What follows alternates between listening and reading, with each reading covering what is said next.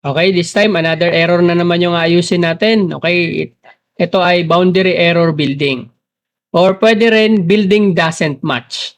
Okay, so ito yung mga kulang or nawalang mga building. Okay, so ito papakita natin kung paano ayusin. Okay guys, no, ganito yung itsura niya. Okay, so building error or boundary error building. Okay, so bihira na lang nangyayari to guys, no, sa task natin. Dati marami to eh. Okay, nagtatry din ako na paano siya burahin, sinasadya ko siyang burahin. Hindi siya lumalabas. Ngayon nasa mga bagong updates.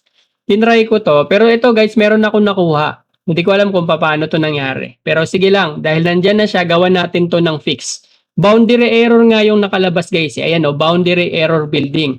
Hindi siya building doesn't match. Okay, so ganito guys, kung napapansin nyo, may chinekan ako doon. Okay, so ganun din siya. Kung paano nyo ayusin yung building doesn't match, ganun din dito. Okay, so i-check nyo yung box na yun guys. Tapos gagamit kayo ng S. Ito yung box. Ayan. 'Di ba? Every time na i-click niyo siya, guys, meron lalabas na orange. Ayan. Ito yung mga susundan natin. Ayan, yung orange, guys. Okay, so kung titingnan niyo, magkaiba siya dun sa kabila. Ayan, orange, pero yung kabila naman is red. Okay, so meaning guys, ito yung nawala. Itong part na orange na to.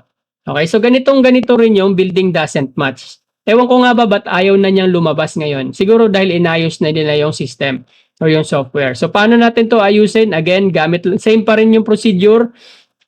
Gamit tayo ng S. Okay guys, kung napapansin nyo, nag-green yung lines na pinipindot ko. Ibig sabihin guys, every time na may tatamaan ka dyan na point, ayan, magi-green yan siya. Okay? So, dapat, hindi lang ganito yung gagawin nyo. Okay? Hindi lang siya dire-diretso. Okay? Pero pag ginawa nyo itong dire-diretso, pwede din naman. Basta siguraduhin nyo lang na wala kayong mamimiss na point. Okay? Ayan, kagaya niyan, meron isang maliit doon, di ba? Ayan, another green, and then space bar. Ayan, so nagdugtong na sila.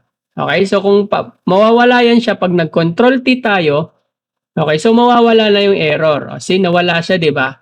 Okay, so ganun guys. Pero pag nakakuha kayo ng medyo komplikado na building guys, huwag nyong gagawin yon. Same procedure pero dapat maingat kayo. Okay, so dapat titingnan nyo lahat ng points. Dapat walang makawala. Okay, kasi pag may nakawala dun na points guys, okay, so hindi yun mafi-fix. Kaya nito guys, so tingnan nyo to ha. Buburahin ko to sadya. Pero hindi siya nag-e-error. Usual guys, dati pag nabura nyo tong building, aksidente, okay, nag-e-error yan. Pero this time, no, walang error na lumalabas. So, bihira na lang siguro talaga tong ganito. Building doesn't match. In case may makuha kayong ganitong error sa ngayon, ganun lang guys. Pindutin nyo lang yung S, and then ganyan, and then pindutin nyo yung sa dulo, and then space bar. Yan na mismo yun guys. Yan na mismo yung sagot doon sa building doesn't match or yung bago niyang lumalabas na error na ano ba yun? Building boundary error ng building. Okay, so ganun guys ha. Kahit saan task hinanap ko to guys eh.